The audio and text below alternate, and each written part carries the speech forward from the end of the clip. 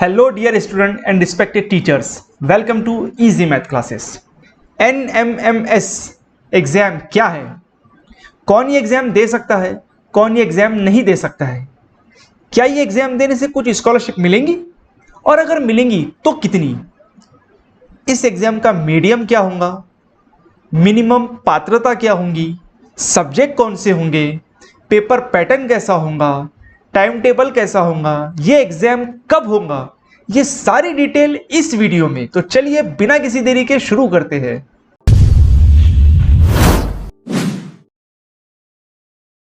तो सबसे पहले हम जानते हैं कि वह राष्ट्रीय आर्थिक दुर्लभ घटक विद्यार्थीसाठी शिष्यवृत्ती योजना के तहत NMMS यानी कि national means cum merit scholarship का एग्जाम ऑर्गेनाइज होता है। अब ये एग्जाम कौन दे सकता है, पात्रता इस एग्जाम की क्या है। तो सबसे पहले तो मैं आपको बता दूं कि 8वीं क्लास में जो एजुकेशन हासिल कर रहे हैं, जो कि एक ग्रांटेड स्कूल में या सरकारी स्कूल में तालीम हासिल कर रहे हैं, एजुकेशन हासिल कर रहे हैं, वो ये एग्जाम दे सकते हैं।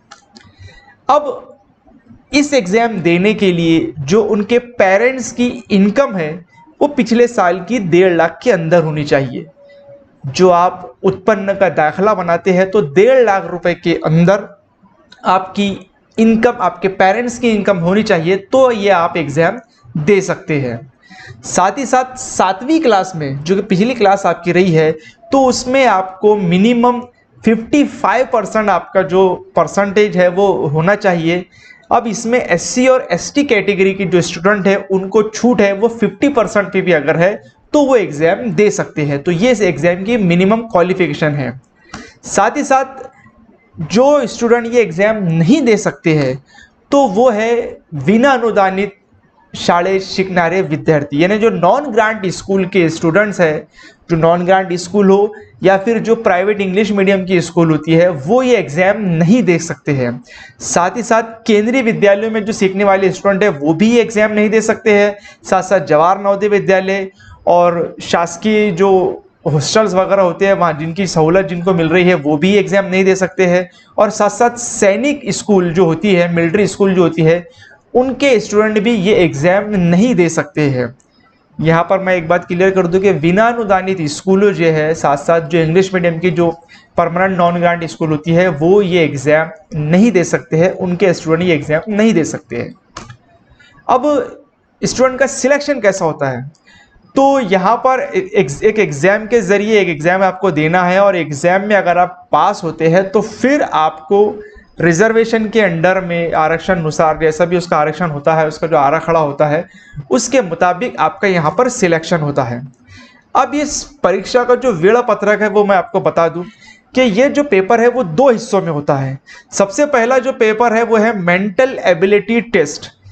तो यहाँ पर 90 सवालात होंगे, 90 क्वेश्चन होंगे, 90 मार्क होंगे। टाइम आपको 10:30 बजे से 12 बजे तक। चूंकि इस साल यानी 2022 में ये एग्जाम 19 जून को होने जा रहा है, तो 10:30 से लेकर 12 बजे तक आपका पेपर फर्स्ट होता है। फिर उसके बाद में आपको 1 घंटे का गैप मिलता है 12:30 से 1:30 बजे तक के।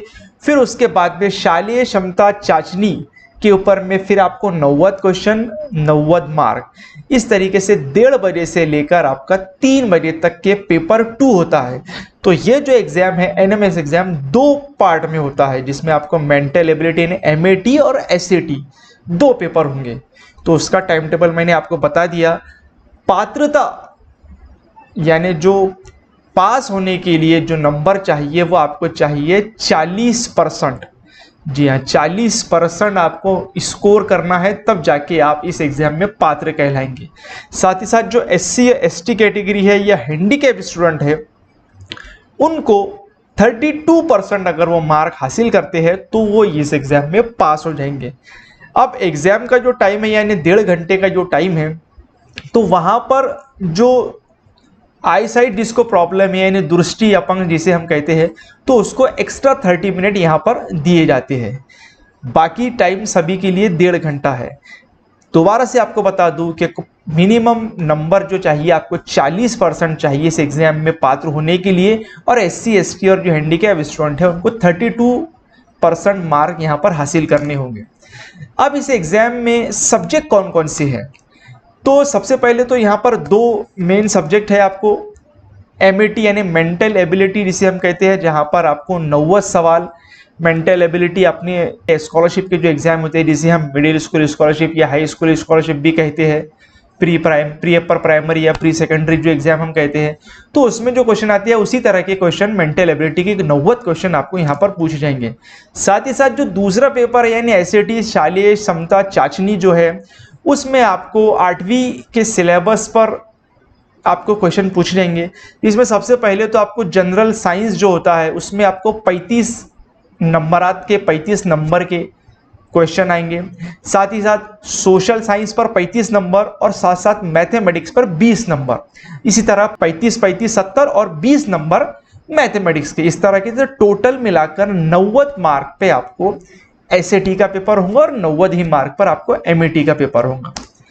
अब जो SAT का पेपर है उसको अगर हम और डिटेल में देखें तो जनरल साइंस के जो 35 आपको जो सवालात पूछे जाएंगे, जो क्वेश्चन पूछे जाएंगे, उसमें फिजिक्स के 11, केमिस्ट्री के 11 और बायोलॉजी के 13, इस तरीके के वहां पर उसका नंबर्स का डिस्ट्रीब्यूशन है। साथ साथ सोशल साइंस में आपको इतिहास, नागरिक शास्त्र, भूगोल, इस पे 15, 5 और 15 इस तरीके से 35 क्वेश्चन है, और साथ साथ मैथमेटिक्स पे आपको 20 मार्क के क्वेश्चन आएंगे।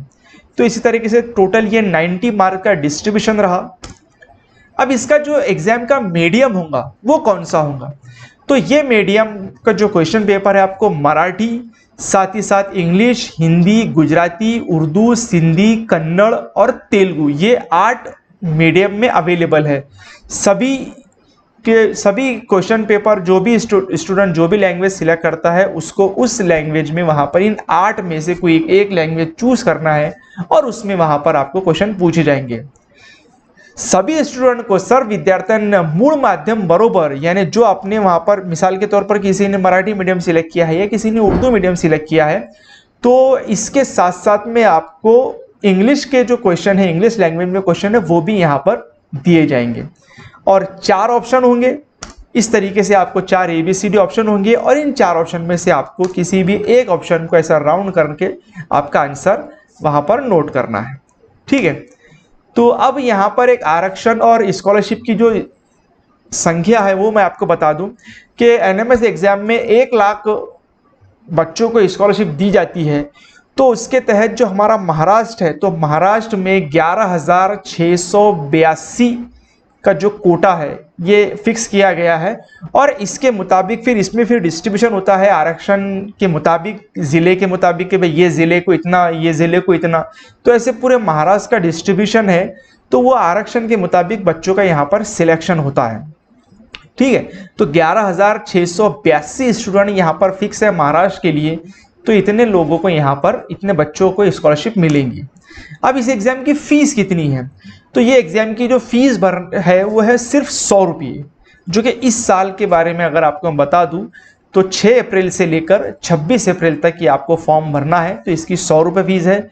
साथ साथ अगर आप लेट फीस भरते हैं तो बस 27 अप्रैल से लेकर 1 मई तक आपको 200 रुपये फीस है, और उससे भी ज़्यादा अगर लेट होते हैं आप तो फिर 300 और 400 रुपये उसकी फीस है।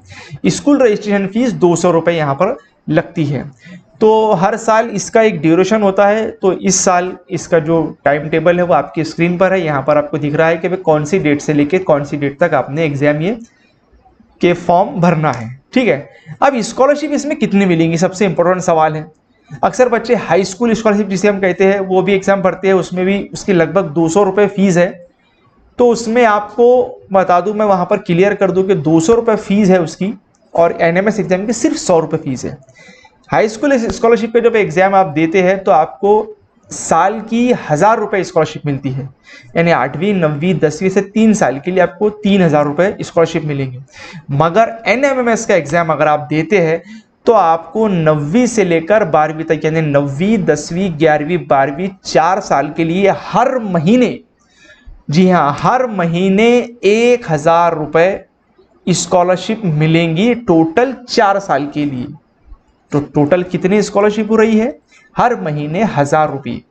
तो 4 साल के लिए आपको स्कॉलरशिप हो रही है 48,000 रुपये। अब ये स्कॉलरशिप को हासिल करने के लिए आपको कुछ मेंटेन करना पड़ेगा। अब वो मेंटेनेंस क्या है? तो आपको 9वीं और 11वीं में 55% मिनिमम चाहिए। साथ ही साथ SC और ST अगर है तो 50% पर भी चलेगा। 10वीं एग्जाम में आपको मिनिमम 60% मार्क स्कोर करना है और SC ST के लिए 55%। साथ साथ ये स्कॉलरशिप जो है वो जो हेडमास्टर होते हैं या शिक्षण अधिकारी होते हैं, शिक्षण संचालक जो होती है, तो इनके मार्फत ये स्कॉलरशिप आपको दी जाती है। तो ध्यान रखें कि स्कॉलरशिप का एग्जाम अगर आप भरते हैं तो 200 रुपये फीस है और 1 साल के 1000 रुपये है। NMMS का एग्जाम अगर आप देते हैं तो 100 रुपये फीस है और हर महीने के 1000 रुपये है, वो भी 4 साल के लिए, यानी 48,000 रुपये आपको स्कॉलरशिप मिलेंगी। तो मेरी तो आपसे यही अपील है कि 8वीं क्लास में एजुकेशन हासिल करने वाले स्टूडेंट जो कि अनुदानित या फिर गवर्नमेंट स्कूल में है तो वो ज़रूर ये फॉर्म भरे। ठीक है, तो मुझे उम्मीद है इस वीडियो में दी गई मालूमात आपके समझ में आई होंगी। और भी अगर आपका कुछ सवाल है तो आप कमेंट के जरिए पूछ सकते हैं। तो इस वीडियो में इतना ही। देखते रहिए इजी मैथ क्लासेस।